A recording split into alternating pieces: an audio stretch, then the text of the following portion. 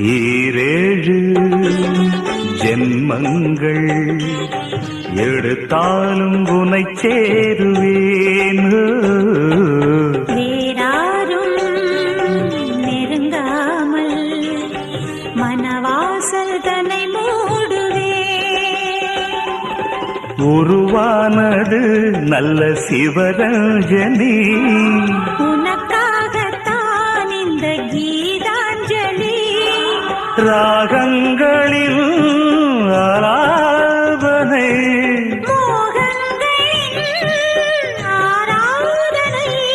உடலும் மனமும் தழுவும் பொழுதில் உருகும் ஒரு ஜீவன்தான் உன் பாடல்தான் ஓயாமல் இசைக்கின்றது.